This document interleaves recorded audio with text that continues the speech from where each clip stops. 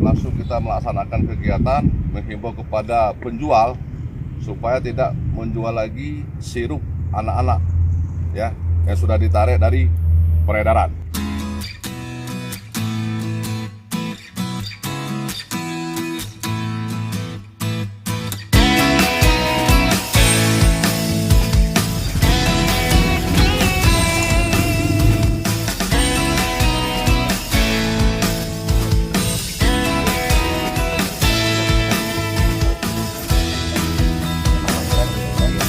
Tapi yang keluar himbauan dari pusat